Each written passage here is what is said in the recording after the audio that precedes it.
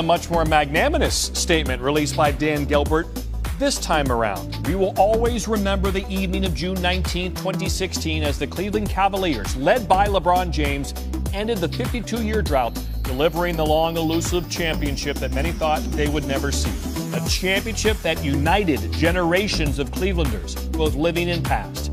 The entire Cavaliers franchise thanks LeBron for that precious moment and for all of the excitement he delivered as he led our team to 4 straight NBA Finals appearances.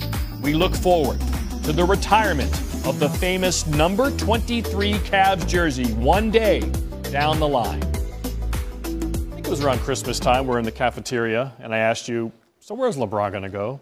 And you said, probably the Lakers. So we all kind of knew this was going to kind of happen. Oh, you did, not me. Give us the headlines. When we look back 3 to 5 years from now, what will this night, be in your terms, in terms of the headline? This is a seismic move for LeBron James, for the Lakers, for the NBA to have the athlete of this generation and maybe ever in this sport to go to the franchise in LA. And people in Boston will argue that, but there's something about LA and the West Coast and the Showtime Lakers and Hollywood for LeBron James. This is such a bigger play than just trying to win a championship with the Lakers. This is planting his flag in Hollywood, the entertainment industry, and having Magic Johnson not just running basketball operations in LA, but him as a mentor, as a guide for all the things LeBron James wants to do in business for the rest of his career and then beyond his basketball career. In every way, it makes sense.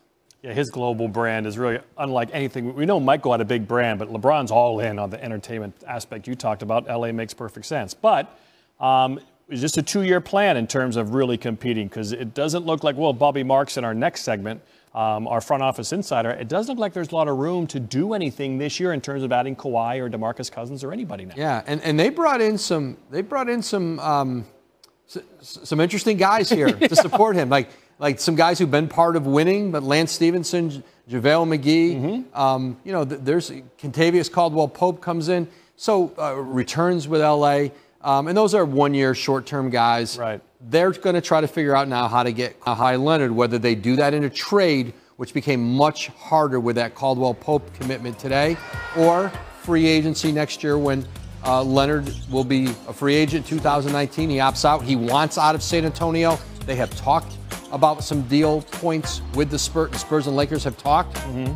But if Leonard gets traded somewhere else, do the Lakers, the fear is they end up right back where they were with Paul George, where it went so well for him somewhere else he stayed. What if he gets traded to Boston or Philly, likes it, decides to stay, and they never get access to Kawhi Leonard? But right now, Kawhi Leonard feels like Paul George did last year. I want to be a Laker. I'll get there in free agency. We'll see if there's not a trade, if indeed Kawhi Leonard does that. But a Kawhi Leonard, LeBron James, those two, you'll go play any other team's 2 guys with those 2 players. No doubt about it. You're right. A seismic shift, as Woj mentioned. LeBron is a Laker.